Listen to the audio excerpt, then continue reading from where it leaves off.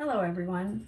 I'm Rhonda True. I'm the Competitive Grants Science State Assessment Specialist at the NDE, and I'm going to be talking today about all things science, which include both Nscas Formative and Summative for Science and the SIPS Science Grant.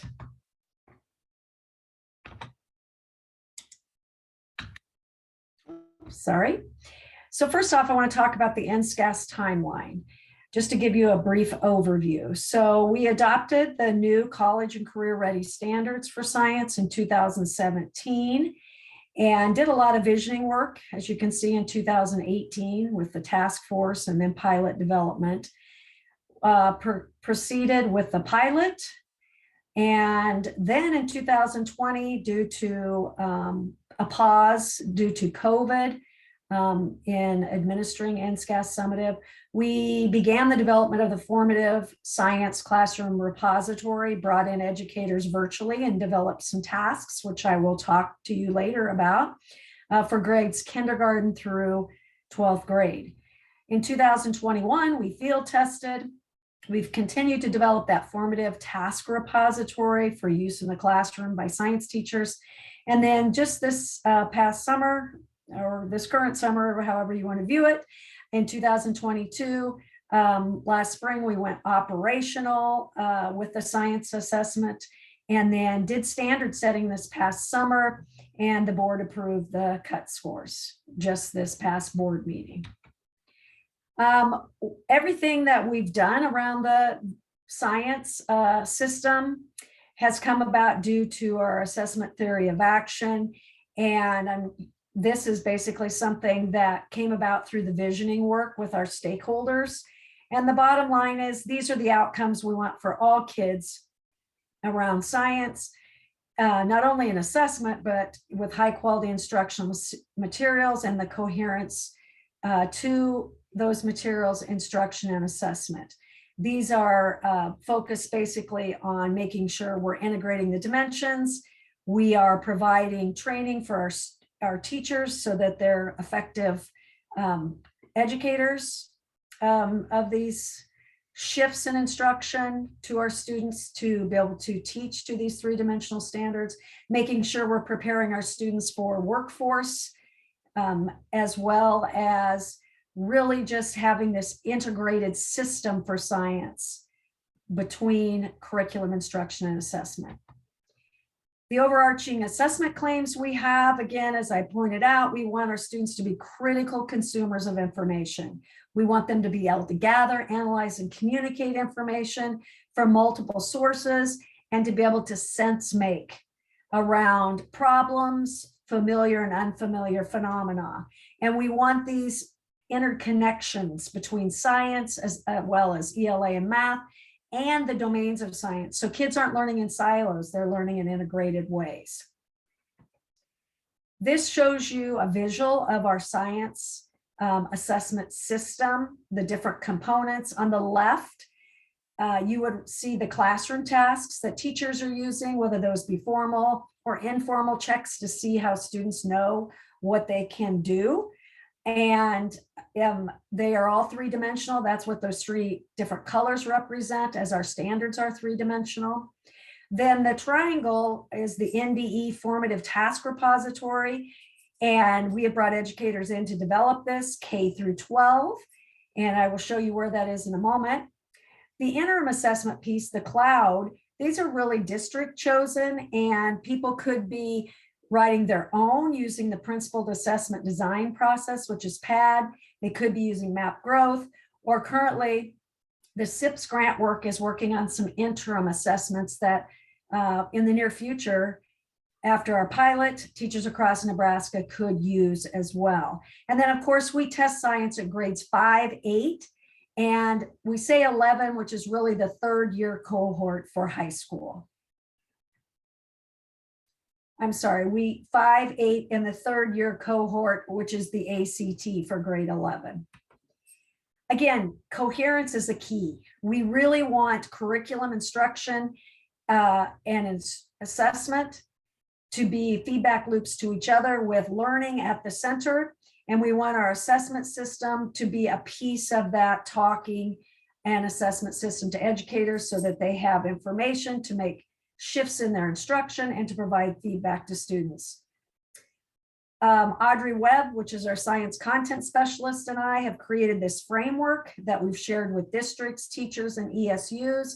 And it really shows all the pieces that we have in place to support educators across the state. These are all live links that show you learning at the center and how these pieces talk to each other. And these are some supporting documents. For science, we're all about supporting this development of student sense making. On the left, that's what all those pieces are. And on the right side of this circle is really how do we measure that student sense making through these three-dimensional transfer tasks.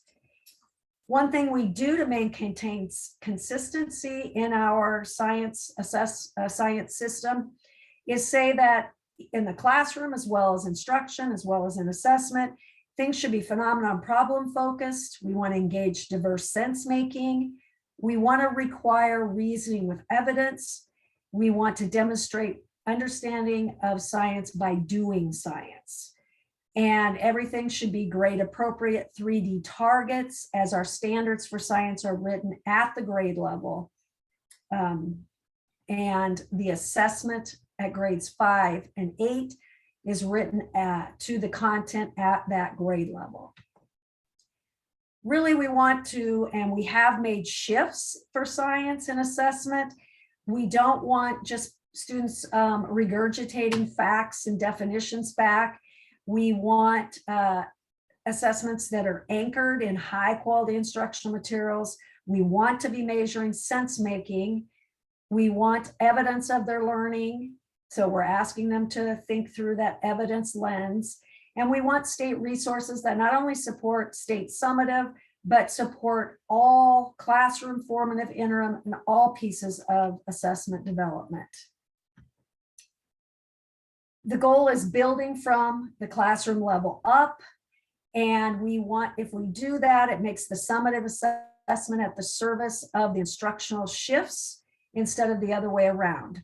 We don't want teachers teaching to the test. We want the test to be in a coherence way that teachers can show, or students can show what they can know and can do, and that students have been learning in this way throughout their classroom and seeing assessments very similar to that in the assessment system. As I talked about earlier, we have a NDE formative classroom task repository, and it's for more than grades 5 and 8 now, even though that's what it says. You can find that on the statewide assessment development page, the NDE statewide assessment page. And we have these tasks behind we have it behind a password, these tasks, because we don't want students getting the answers to these, as there are teacher documents with each one of these tasks that have rubrics and student exemplar responses. So the password is there. It is meant to share with all Nebraska teachers. We just don't want students to get their hands on them. Here's a better visual to show you everything that's in that task repository from grade 1, kindergarten, all the way through. There are learning modules as well. If your teachers want to do some work with PLCs on how do you unwrap a standard, how do you write a science task, there are modules in there that they could work through together. And we have phenomena in there if teachers are looking for those. So these are three-dimensional tasks that were developed by Nebraska educators that we brought in virtually to do this work. They are mainly focused on Nebraska phenomena as well. And teachers can use them how they feel they need to, depending on what kind of information they're trying to get from their students. So they do have multiple purposes and uses. This is an example of a sample task for summative, where it shows a phenomenon on the left, and students are going to try to make sense of that. And what we do is we bundle the science and engineering practices with the content, which is the DCI, and the cross-cutting concepts. So we take a bundle of all of those different dimensions, and then we basically We'll write a scenario and have the teachers develop these, educators across the state, and then they will prompt for evidence for kids to start making sense of this phenomenon. So by the end, when they're done with the task, which could be 6 to 8 questions or prompts, kids have figured out the answer to that phenomenon.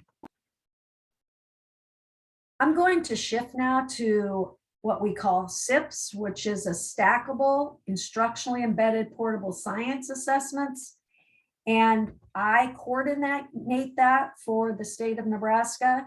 It is a grant that was funded by the U.S. Department of Ed through the competitive grants for state assessments program. We received this as the lead state in September of 2020, and we have a 3-year timeline. So we are in year 2 of that grant, just getting ready to start year 2. And as you can see here, we have 6 states and 9 expert panel members that are working with us on this grant, where Nebraska is the lead. What we're attempting to do, and this is all around science, so it is coherent with our science system, is we're creating a bank of instructionally embedded science assessment tasks. And we are also building local and state educator capacity by involving teachers in these 6 states to write the tasks, both the formative tasks and the interim tasks that we're developing. And we are also providing a unit, 4 units for grades 5 and grade 8. They're unit frameworks of how can you do this work?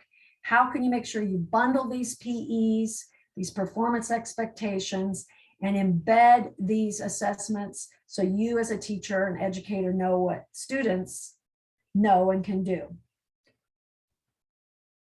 So our deliverables, as you see here, we are in year 2 and just getting ready to start our pilot study in year 3. And we will be piloting these, what we call end of unit assessments. We have 4 for grade 5 and 4 for grade 8. And this will give teachers information in a timely way so that they can make shifts in their instruction and give students feedback 4 times throughout a year. So they're somewhat of an interim assessment that will cover the breadth of the performance indicators. We will have and do have a website, and all of our information will be posted to that website when the project, as we complete and refine these tasks and the different pieces that we are doing. And that's all things science. Thank you.